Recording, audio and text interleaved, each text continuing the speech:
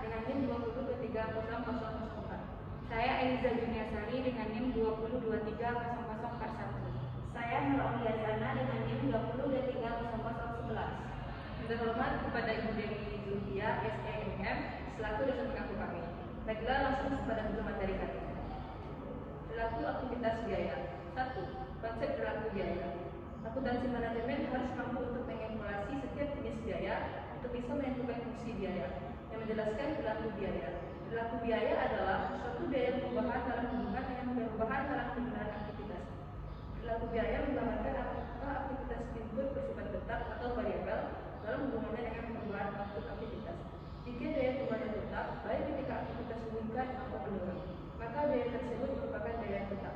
Sebaliknya, jika biaya berubah secara proporsional sesuai dengan perubahan aktivitas, maka biaya tersebut merupakan biaya variabel. Berdasarkan perilaku biaya muncul, kita dapat membedakan biaya menjadi 3 jenis. Yang pertama, biaya tetap adalah biaya yang dipengaruhi oleh perubahan jumlah output. Yang kedua, biaya variabel adalah biaya yang jumlahnya berubah dipengaruhi oleh perubahan jumlah output. Yang ketiga, biaya campuran, biaya yang memiliki komponen biaya tetap dan biaya variabel. Yang kedua, horizon waktu, aktivitas, penggunaan sumber daya dan perilaku biaya. Untuk dapat menentukan perilaku biaya, kita harus mempertimbangkan horizon waktu, penggunaan sumber daya, dan ukuran output aktivitas. Sumber daya disediakan dengan 2 cara, yaitu ketika digunakan diperlukan atau sebelum digunakan. 1. Sumber daya fleksibel atau sumber daya tersedia ketika diperlukan adalah sumber daya yang diperoleh dari luar yang tidak diperlukan adanya komitmen jangka panjang untuk setiap jumlah tertentu sumber daya. Yang kedua, sumber daya terdekat atau sumber daya yang tersedia sebelum penggunaan adalah sumber daya yang diperoleh dengan menggunakan kontrak implisit maupun implisit untuk mendapatkan kuantitas tertentu sumber daya. Baiklah, selanjutnya akan saya ulangi. Yang kedua, asumsi linearitas. Sebenarnya fungsi biaya menurut ekonomika makro adalah non-linear, tidak berbentuk garis lurus. Namun dalam penerapan akuntansi manajemen, fungsi biaya dikonversi melalui hubungan linear, yakni tingkat perubahan biaya dianggap konstan di seluruh tingkatan aktivitas untuk memudahkan penaksiran biaya. Yang kedua, perilaku biaya stat. Meskipun kita menggunakan asumsi bahwa fungsi biaya bersifat berkelanjutan, namun dalam kenyataannya beberapa fungsi biaya mungkin tidak berkelanjutan. Hal ini disebut dengan fungsi biaya stat, yaitu memiliki tingkat biaya yang konstan selama rentang penggunaan aktivitas tertentu dan untuk selanjutnya meningkatkan hingga tingkat biaya yang lebih tinggi pada beberapa titik dan sifatnya tetap untuk rentang aktivitas serupa. Sumber daya diperoleh dalam jumlah tertentu. Ada 2 jenis biaya step, yaitu biaya variabel step dan biaya tetap step. Biaya variabel step, dalam biaya variabel step ini, lebar step kecil dan biaya sumber daya berubah sebagai akibat perubahan kecil dalam penggunaan sumber daya. Yang kedua, biaya tetap step. Biaya tetap step merupakan biaya yang mengikuti perilaku biaya dengan step lebar. Banyak community sectors yang mengikuti fungsi biaya ini. Biaya tetap step dikategorikan sebagai biaya tetap. 4. Perilaku biaya campuran. Sangat dimungkinkan bila aktivitas yang dilakukan perusahaan memerlukan adanya resort dan fleksibel resort secara sekaligus. Hal ini menunjukkan adanya perilaku biaya campuran. Selanjutnya,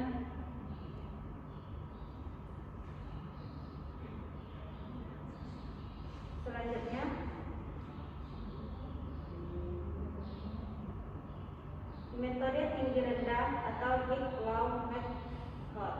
Dengan metode tinggi rendah, kita memilih terlebih dahulu 2 titik terendah dan titik tertinggi. Titik terendah menunjukkan aktivitas terendah dan titik tertinggi menunjukkan aktivitas tertinggi. Metode tinggi terendah memiliki keunggulan. Yang pertama, objektivitas. Yang kedua, dapat mengetahui hubungan biaya dengan cepat hanya berdasarkan 2 titik data.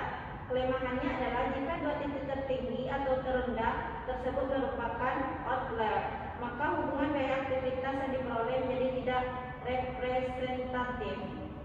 Yang kedua, metode scatter plot. Dengan metode scatter plot, kita memplot titik-titik data sehingga diperoleh hubungan biaya dan aktivitas.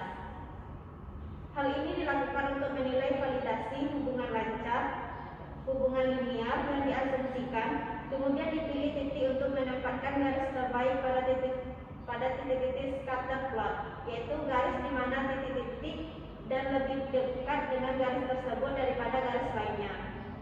Setelah menentukan dua titik untuk membuat garis terbaik, maka rumus biaya dapat dihitung dengan persamaan yang digunakan.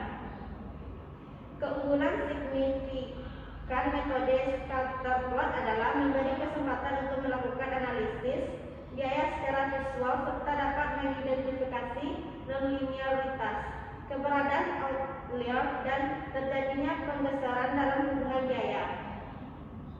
Yang ketiga, metode kuadrat terkecil. Metode kuadrat terkecil mengidentifikasi garis terbaik dapat mengkuadratkan deviasi atau selisih antara biaya yang diprediksi dengan biaya aktual ditunjukkan oleh jarak dan titik ke garis yang terdapat pada masing-masing titik, dan kemudian menjumlahkan deviasi yang dikuadratkan tersebut sebagai ukuran keseluruhan kedekatan. Selanjutnya, reliabilitas rumus biaya. Metode kuadrat terbaik mengidentifikasikan garis terbaik, namun tidak menyatakan seberapa baiknya. Semakin tinggi persentase variabilitas biaya yang diterapkan, semakin baik garisnya. Untuk alternatif untuk God's of fit adalah koefisien korelasi, yaitu akar dari koefisien determinan. Selanjutnya, regresi ganda. Satu faktor penggerak mungkin tidaklah cukup dalam menjelaskan variabilitas perilaku biaya aktivitas. Menambahkan variabilitas tambahan lain ke dalam persamaan mungkin dapat meningkatkan kemampuannya dalam memprediksi biaya aktivitas.